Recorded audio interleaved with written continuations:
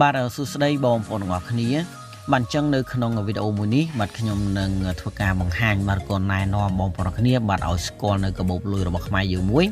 បាទដែលកាបូបលុយរបស់ខ្មែរយើងនេះគឺទើបតែចាប់ផ្ដើមដំណើរការទេហើយយើងក៏អាចធ្វើការរកលុយបាទជាមួយនឹងកាបូបលុយមួយនេះបានដែរហើយសម្រាប់កាបូបលុយមួយនេះបងប្អូនទាំងគ្នាប្រហែលជាស្គាល់ហើយបាទគឺជា wallet មួយសម្រាប់ធ្វើការផ្ទុកលុយហើយកាបូបលុយមួយនេះគឺវាប្រហាក់ប្រហែលទៅលើដូចជាគណនីវិញ True Money ឬក៏ PayLuy ជាដើមបើតាមការសាកសួររបស់ខ្ញុំសម្រាប់ wallet មួយនេះ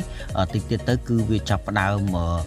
ដំណើរការដោយធ្វើការ discount ច្រើនបាទនៅពេលដែលបងប្អូនទាំងគ្នាចង់ញ៉ាំអាហារក៏ទិញសម្លៀកបំពាក់គឺ wallet មួយនេះគឺនឹងធ្វើការ discount នៅពេលដែលបងប្អូនទាំងគ្នាមានកាបូបលុយមួយនេះតែម្ដងហើយសម្រាប់កាបូបលុយមួយនេះបងប្អូនទាំងគ្នាគឺអាចរកលុយបានដោយគ្រាន់តែបងប្អូនទាំងគ្នាធ្វើការចុះឈ្មោះបាទអញ្ចឹងសម្រាប់ link គឺខ្ញុំបានដាក់នៅខាងក្រោមវីដេអូតែម្ដងបាទបងប្អូនទាំងគ្នាដែលចង់ធ្វើការចុះឈ្មោះអាចចូលទៅខាងក្រោមវីដេអូរបស់ខ្ញុំបងប្អូនទាំងគ្នានឹងឃើញ link ឯងនៅពេលដែលបងប្អូនទាំងគ្នាធ្វើការចុះឈ្មោះបាទឬក៏ register ទទួលបានជោគជ័យហើយគឺបងប្អូនទាំងគ្នានឹងទទួលបានទឹកប្រាក់20សេនភ្លាមតែម្ដងណា20សេនហើយសម្រាប់ការរកលុយបន្ថែមអញ្ចឹងសម្រាប់កាបូបលុយមួយនេះគឺយើងអាចធ្វើការរកលុយរហូតដល់3ចំនួនបាទចំនួនទី1គឺបងប្អូនទាំងគ្នាទទួលបាន20សេនចំនួនទី2គឺបងប្អូនទាំងគ្នាទទួលបាន10សេនបាទចំនួនទី3គឺបងប្អូនទាំងគ្នាទទួលបាន5សេនទៀតអញ្ចឹងបើសិនជាបងប្អូនទាំងគ្នាអាចធ្វើការណែនាំមិត្តភ័ក្តិបន្ថែមណាគឺបងប្អូនទាំងគ្នានឹងទទួលបាន10សេនបន្តទៀតបាទហើយសម្រាប់ការចុះឈ្មោះតាមមិត្តភ័ក្តិយើងបន្ថែមទៀតគឺបងប្អូនគ្នានឹងទទួលបានទឹកប្រាក់ចំនួន5សេនបន្ថែមទៀតបាទអញ្ចឹងខ្ញុំតិចទៀតខ្ញុំនឹងធ្វើការបង្ហាញទៅកាន់បងប្អូនគ្នាថាតើបងប្អូនគ្នាត្រូវរកលុយដោយរបៀបណាបើសិនជាបងប្អូនគ្នាមានមិត្តភ័ក្តិបន្តិចនៅឡើយអូខេអញ្ចឹងតិចទៀតខ្ញុំនឹងធ្វើការបង្ហាញទៅកាន់បងប្អូនគ្នាពីវិធីក្នុងការរកបានលុយបន្ថែមអញ្ចឹងនៅពេលនេះគឺខ្ញុំនឹងធ្វើការបង្ហាញទៅកាន់បងប្អូនគ្នាបាទពីរបៀបនៃការចុះឈ្មោះជាមួយនឹងកាបូបលុយមួយនេះសិនហើយសម្រាប់កាបូបលុយមួយនេះខ្ញុំសូមបញ្ជាក់ដែរគឺយើងអាចធ្វើការបញ្ចូលទឹកប្រាក់បានអញ្ចឹងបន្ទាប់ពីការបង្ហាញបងប្អូនគ្នាពីរបៀបនៃការចុះឈ្មោះហើយចាំខ្ញុំធ្វើការបង្ហាញនៅក្នុងនឹងបន្ថែមទៀតអូខេអញ្ចឹងបងប្អូនគ្នាចូលទៅខាងក្រោមវីដេអូរបស់ខ្ញុំហើយចុចនៅលើ link របស់ខ្ញុំមកបាទនៅពេលដែលបងប្អូនគ្នាចុចនៅលើ link របស់ខ្ញុំហើយគឺបងប្អូនគ្នានឹងចូលមកដល់ទម្រង់បែបនេះបាទគឺជាទម្រង់មួយដែលបងប្អូនគ្នាអាចធ្វើការ install បាទតាមរយៈ Play Store ឬក៏ App Store អញ្ចឹងយើងអាចធ្វើការដំឡើងបានទាំងពីរតែម្ដងបាទគឺ iOS ហើយនិង Android អូខេអញ្ចឹងសម្រាប់ទូរស័ព្ទដៃរបស់ខ្ញុំ Android គឺខ្ញុំចុចនៅខាងលើបាទគឺ Play Store សម្រាប់បងប្អូនដែល iOS ដូចជា iPhone នេះគឺបងប្អូនគ្នាចុចខាងក្រោមបាទអូខេអញ្ចឹងនៅពេលដែលយើងចុចបាទនៅលើការទាញយកទម្រង់ណាមួយនៃទូរស័ព្ទទាំងពីរនេះគឺវានឹងទាញបងប្អូនគ្នាចូលមកក្នុងទម្រង់នេះហើយបាទអញ្ចឹងបងប្អូនគ្នាយើងគ្រាន់តែចុចនៅលើពាក្យថាដំឡើងបាទឬក៏ install បាទយើងចុចនៅលើនឹងមកបាទនៅពេលដែលបងប្អូនគ្នាចុចដំឡើងរួចរាល់អស់ហើយគឺបងប្អូនគ្នានឹងឃើញទម្រង់បែបនេះវិញម្ដងអូខេអញ្ចឹងបងប្អូនគ្នាយើងចុចនៅលើពាក្យថា open ឬក៏បើកនៅត្រង់ចំណុចខាងស្ដាំដៃនេះមកបាទបន្តមកគឺបងប្អូនគ្នានឹងចូលមកទម្រង់នេះវិញបាទអញ្ចឹងនេះគឺជាទម្រង់មួយដែលបងប្អូនគ្នាត្រូវធ្វើការជ្រើសរើសនៅភាសាដែលបងប្អូនគ្នាចង់ប្រើប្រាស់បាទអញ្ចឹងសម្រាប់ wallet នេះគឺជា wallet របស់ខ្មែរអញ្ចឹងហើយយើងចុចយកនៅខាងលើតែម្ដងមកបាទយើងយកទង់ជាតិរបស់ខ្មែរយើងបាទយើងចុចនៅលើនឹងមកបាទបន្តមកយើងនឹងចូលមកទម្រង់បែបនេះមួយទៀតបាទអញ្ចឹងខាងលើគឺជាកន្លែងដែលយើងធ្វើការចុចឈ្មោះខាងក្រោមគឺជាកន្លែងដែលយើងអាចចូលទៅក្នុងគណនីរបស់យើងម្ដងទៀតអញ្ចឹងមានន័យថាខាងលើបើសិនជាបងប្អូនគ្នាមិនទាន់បានធ្វើការចុះឈ្មោះទេគឺយើងចុចនៅខាងលើអញ្ចឹងខាងក្រោមនេះបើសិនជាបងប្អូនគ្នាបានធ្វើការចុះឈ្មោះរួចរាល់អស់ហើយនៅពេលដែលយើងបដូរទូរស័ព្ទឬក៏យើងធ្វើការលុបនៅ app នឹងចោលយើង download មកថ្មីគឺយើងចុចខាងក្រោមយើងចុចខាងក្រោមគ្រាន់តែយើងបំពេញលេខទូរស័ព្ទដៃយើងមកគឺជាការស្រេចហើយណាអូខេអញ្ចឹងសម្រាប់បងប្អូនដែលថ្មីគឺយើងចុចនៅលើពាក្យថាចុះឈ្មោះបាទនៅពេលដែលយើងចុចនៅលើពាក្យចុះឈ្មោះហើយគឺនឹងឃើញទម្រង់បែបនេះអញ្ចឹងយើងចុចនៅលើពាក្យថាយល់ព្រមមកបាទយល់ព្រមបាទបន្តមកគឺបងប្អូនគ្នានឹងចូលមកក្នុងទម្រង់នេះបាទនេះគឺជាទម្រង់នៃការណែនាំមិត្តភ័ក្តិបាទបើសិនជាបងប្អូនគ្នា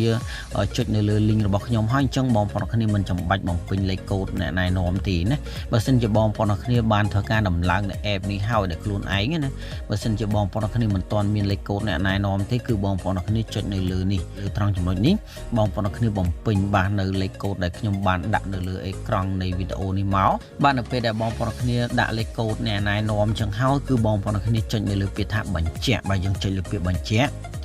បាទបន្តមកគឺយើងនឹងចូលមកតម្រងនេះមួយទៀតបាទនេះគឺជាតម្រងដែលបងប្អូនគ្នាត្រូវធ្វើការចុចឈ្មោះតាម4វិធីបាទ4វិធីទី1គឺយើងធ្វើការចុចឈ្មោះតាមរយៈលេខទូរស័ព្ទទី2គឺ email បាទទី3គឺ Facebook បាទទី4គឺ Google Play បាទ Google Play គឺជា Gmail ហើយអញ្ចឹងដើម្បីកុំឲ្យវាមានភាពសាំញ៉ាំច្រើនបាទអញ្ចឹងយើងធ្វើការចុចឈ្មោះតាមរយៈបាទលេខទូរស័ព្ទដៃតែម្ដងអូខេអញ្ចឹងយើងចុចនៅលើលេខទូរស័ព្ទដៃមកបាទចុចនៅលើខាងលើហ្នឹង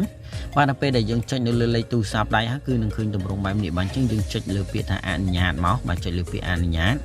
បាទនៅពេលដែលចុចលើពាក្យថាអនុញ្ញាតមកបងប្អូនអរគ្នានឹងឃើញនេះឃើញតម្រងមួយដែលបងប្អូនអរគ្នាត្រូវធ្វើការបំពេញនៅលេខទូរស័ព្ទដៃរបស់បងប្អូនទាំងអស់គ្នាអញ្ចឹងនៅខាងដើមបាទខាងដើមនេះគឺគេដាក់855បាទគឺជាលេខកូដនៃតំបន់ហើយអញ្ចឹងនៅកន្លែងនេះគឺជាកន្លែងដែលយើងធ្វើការដាក់នៅលេខទូរស័ព្ទដៃអញ្ចឹងយើងមិនចាំបាច់ដាក់លេខ0ទេដោយសារតែតនេះគឺគេកំណត់សម្គាល់ថានៅក្នុងប្រទេសយើងហើយអញ្ចឹងឧទាហរណ៍ថា097គឺយើងដាក់តែ97មកមិនចាំបាច់ដាក់លេខ0ទេឬក៏ដាក់លេខ0ក៏បានដែរវាមិនបញ្ហាទេយើងដាក់មកណា9782ឬក៏8អីប្រហែលអញ្ចឹងគឺយើងដាក់នឹងមកណាបន្តមកបងប្អូនអរគ្នាចុចនៅលើពាក្យថាបញ្ជាក់បាទយើងចុចលើពាក្យបញ្ជាក់បាទនៅពេលដែលចុចនៅលើពាក្យបញ្ជាក់ហើយគឺគេឲ្យបងប្អូនអរគ្នាធ្វើការផ្ទៀងផ្ទាត់បាទធ្វើការផ្ទៀងផ្ទាត់នៅលេខកូដចំនួន6ខ្ទង់នេះលេខកូដ6ខ្ទង់អញ្ចឹងយើងចុចលើពាក្យបន្ទាប់មកដើម្បីធ្វើការយកលេខកូដបាទយើងចុចលើពាក្យបាទបន្ទាប់បាទចុចលើនឹងមកបាទបន្តមកគឺបងប្អូនគ្នានឹងចូលមកតម្រងនេះបាទនេះគឺជាតម្រងដែលយើងត្រូវធ្វើការដាក់នៅលេខកូដរបស់យើងទាំង6ខ្ទង់បាទដោយគេបានធ្វើការផ្ញើទៅកាន់លេខទូរស័ព្ទដៃដែលបងប្អូនគ្នាបានធ្វើការចុះឈ្មោះជាមួយនឹងបាទកាបូបលុយមួយនេះបាទអញ្ចឹងយើងធ្វើការបំពេញឲ្យរួចរាល់មកបន្តមកយើងចុចនៅលើពាក្យថាបញ្ជាក់បាទយើងចុចលើពាក្យបញ្ជាក់បាទអញ្ចឹងបងប្អូនគ្នាបាទសម្រាប់ត្រង់ចំណុចនេះគឺយើងធ្វើយ៉ាងណាយើងដាក់ឲ្យលឿនតិចដោយសារតែវាមាននីតិរបស់វាអញ្ចឹងណាបើសិនជាវាផុត1នាទីគឺបងប្អូនគ្នាមិនអាចធ្វើការបំពេញនៅលេខកូដនឹងទេតតែបងប្អូនគ្នាចុចដើម្បីយកលេខកូដមកម្ដងទៀតអញ្ចឹងយើងធ្វើយ៉ាងណាដាក់លេខកូដឲ្យបានលឿនតិចបាទអូខេបន្តមកបងប្អូនអរគ្នាយើងនឹងចូលមកដល់ចំណុចនេះហើយបាទនេះគឺជាចំណុចមួយដែលបងប្អូនអរគ្នាត្រូវធ្វើការបាទដាក់នៅឈ្មោះរបស់បងប្អូនអរគ្នាអញ្ចឹងសម្រាប់ឈ្មោះគឺបងប្អូនអរគ្នានឹងឃើញខាងក្រោមនេះឃើញទេបាទត្រូវការបាទឈ្មោះអ្នកប្រើអញ្ចឹងមានន័យថាយើងធ្វើការដាក់ឈ្មោះយ៉ាងតិចណាគឺមានអក្សរ6ខ្ទង់ណា6ខ្ទង់ហើយច្រើនបំផុតគឺត្រឹមតែ15ទេណាត្រឹមតែ15អក្សរទេហើយអក្សរគឺនឹងលេខបាទគឺអក្សរនឹងលេខហើយនៅពេលដែលយើងចង់ដាក់កំណត់សម្គាល់អីមួយដូចខ្ញុំអញ្ចឹងគឺខ្ញុំដាក់ខាងក្រោមអញ្ចឹងណាគឺវាមាន2នេះគឺបាទបងប្អូនគ្នាត្រូវដាក់មកណាត្រូវដាក់មកឬក៏បងប្អូនគ្នាមិនចាំបាច់ដាក់ក៏បានដែរគឺយើងសរសេរឈ្មោះយើងដោយមិនចាំបាច់ដកឃ្លាណាហើយត្រង់ចំណុចនេះគឺជាកន្លែងដែលយើងធ្វើការណែនាំមិត្តភ័ក្តិដែរគឺយើងត្រូវដាក់ឲ្យបានត្រឹមត្រូវបាទបន្ទាប់មកបងប្អូនគ្នាចុចលើពាក្យថាបញ្ជាក់បាទយើងចុចលើពាក្យបញ្ជាក់បាទឥឡូវយើងចូលមកដល់ចំណុចនេះហើយបាទនេះគឺជាចំណុចដែលសំខាន់មួយបាទចំណុចដែលសំខាន់គឺបងប្អូនអរគ្នាគឺយើងត្រូវធ្វើការបង្កើតនៅលេខកូដសម្ងាត់ទាំង6ខ្ទង់ដោយខ្លួនឯងបាទលេខកូដសម្ងាត់នេះគឺជាលេខកូដដែលបងប្អូនអរគ្នានឹងបាទត្រូវធ្វើការបាទដកលុយចេញដកលុយចូលដកលុយចេញដាក់លុយចូលឬក៏បងប្អូនអរគ្នាចង់ធ្វើការបញ្ចូលនៅការទូរស័ព្ទដៃឬក៏បងប្អូនអរគ្នាធ្វើការផ្លាស់ប្ដូរនៅទូរស័ព្ទថ្មីឬក៏លុប app នឹងចោលហើយ download app មកថ្មីគឺបងប្អូនអរគ្នាគឺត្រូវការលេខសម្ងាត់ចំនួន4ខ្ទង់6ខ្ទង់នេះហើយអូខេអញ្ចឹងយើងធ្វើការបង្កើតដោយខ្លួនឯងមកណាយើងនឹងបង្កើតមកបាទដាក់លេខកូដណាដែលយើងធ្វើការចងចាំដោយខ្លួនឯងណាចងចាំដោយខ្លួនឯងធ្វើការបងប្អូនគ្នាធ្វើយ៉ាងម៉េចកុំឲ្យភ្លេចលេខកូដនឹងឲ្យសោះបាទបន្តមកគឺបងប្អូនគ្នានឹងចូលមកទម្រង់នេះមួយទៀតហើយសម្រាប់លេខកូដមិញហ្នឹងគឺយើងត្រូវធ្វើការបំពេញឲ្យបាន2ដងណា2ដង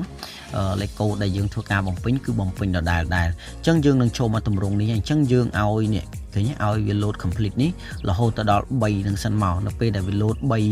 វា load ខៀវពេញ 100% ទាំង3នឹងមក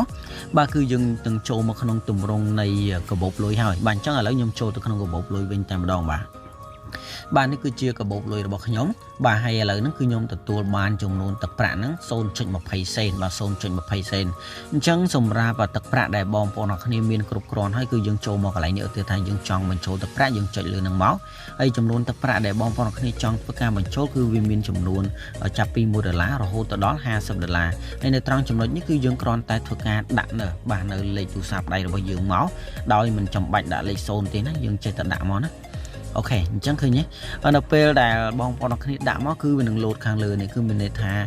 ក្បាលគឺមានន័យថាសិលខានអញ្ចឹងឧទាហរណ៍ថាយើងដាក់97ចុះ 97គឺ load មក smartphone ចឹងឧទាហរណ៍ថា98បាទ98គឺ smart បាទគឺ98គឺ smart ចឹងគឺគេកំណត់សម្គាល់បានច្បាស់លាស់ហើយបើសិនជាបងប្អូនគ្នាចង់បញ្ចូលមានទឹកប្រាក់គ្រប់គ្រាន់ណា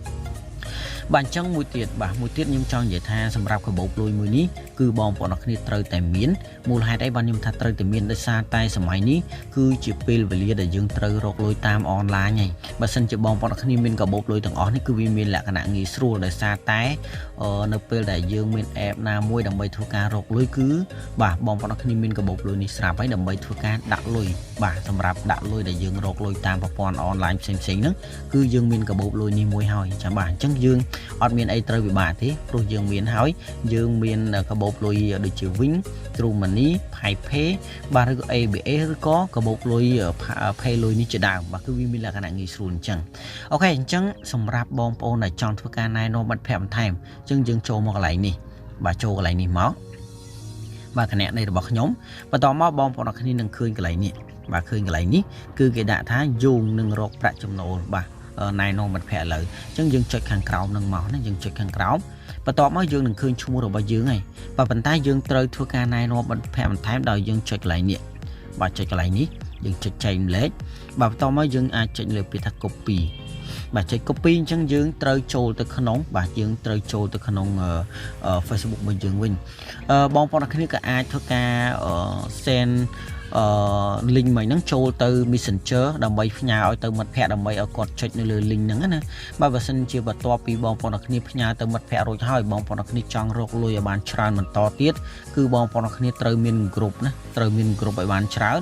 ដោយ group នោះគឺបងប្អូនគ្នាគឺនៅក្នុង Facebook តែម្ដងបាទបន្តមកបងប្អូនគ្នាអាចធ្វើការដាក់ link របស់យើងបាទយើងអាចមកបាទយើងអាចដាក់ link របស់យើងដូចឲ្យយើងដាក់ជាសាធារណៈមកបាទ public ហ្នឹងមកបន្តមកយើងផាសនៅក្នុងបាទនៅក្នុង Facebook របស់យើងចុចមកបាទបិទភ្ជាប់អញ្ចឹង link របស់យើងគឺនៅខាងនេះហើយបាទនេះ link របស់យើងណាបាទ link របស់យើងគឺនៅត្រង់ចំណុចនេះអញ្ចឹងយើងអាចធ្វើការ public ទៅគឺវានឹង alert សារវានឹង alert ទៅហើយបងប្អូនគ្នាត្រូវធ្វើការ share វាចូលទៅក្នុង group ឲ្យបានច្រើនយើងចុចមកយើងដាក់ YouTube មកគឺបងប្អូនគ្នាគឺត្រូវតែមាននេះច្រើនបាទគឺត្រូវតែមាននេះណាបាទគឺត្រូវមាន group ឲ្យបានច្រើននេះឃើញយើងត្រូវជួញចូលច្រើនមកណាយើងជួញឲ្យបានច្រើនមកហើយនៅពេលដែលយើងជួញហើយយើងត្រូវធ្វើការ share បាទ share នៅ link របស់យើងនឹងចូលមកនឹងមកឬក៏យើងចូលមកក្នុង group នឹងហើយយើងធ្វើការផាសបាទយើងត្រូវសង្កត់វាមកយើងផាសមកហើយយើងធ្វើការ public ទៅណាយើងធ្វើការ share វីដេអូនឹងចេញ share នៅ link នឹងចេញទៅនៅពេលដែលមានគេចុះឈ្មោះគឺបងប្អូនគ្នានឹងទទួលបានកម្រៃហើយបាទទទួលបានកម្រៃហើយការរកលុយបាទជាមួយនឹងនៅតាមរយៈការ share ចូល Facebook គឺគេរកលុយបានច្រើនណាស់បាទសម្រាប់ខ្ញុំមិនចង់ធ្វើការ share ចូលទៅក្នុង Facebook ទេដោយសារតែខ្ញុំរកលុយតាមរយៈ YouTube ហើយអញ្ចឹងខ្ញុំទុកពេលវេលានេះសម្រាប់ឲ្យបងប្អូនគ្នាដែលបានធ្វើការចុះឈ្មោះហ្នឹងបងប្អូនគ្នាអាចបាទ share ចូលទៅតាម Facebook ទៅណាដើម្បីរកប្រាក់ចំណូលបានអញ្ចឹងបងប្អូនគ្នាគួរតែណែនាំទៅកាន់មិត្តភ័ក្តិដើម្បីឲ្យគាត់នឹងទទួលបានប្រាក់កម្រៃហើយបងប្អូនគ្នានឹងទទួលបានប្រាក់កម្រៃបាទនេះគឺជាការជួយគ្នាបាទដូចនេះហើយខ្ញុំមិនធ្វើការផុសតាមរយៈ Facebook ទេខ្ញុំទុកពេលវេលាឲ្យបងប្អូនគ្នាជាអ្នករកវិញអូខេអញ្ចឹងបងប្អូនគ្នាបាទសម្រាប់វីដេអូមួយនេះខ្ញុំសូមបញ្ចប់ត្រឹមតែប៉ុណ្ណេះបើមិនសិនជាបងប្អូនគ្នានៅមានចម្ងល់ត្រង់ចំណុចណាបងប្អូនគ្នាក៏អាចធ្វើការ comment បាទនៅខាងក្រោមវីដេអូមួយនេះបាទខ្ញុំនឹងធ្វើការឆ្លើយតបទៅកាន់បងប្អូនគ្នាអូខេអញ្ចឹងយើងជួបគ្នានៅក្នុងវីដេអូក្រោយបន្តទៀត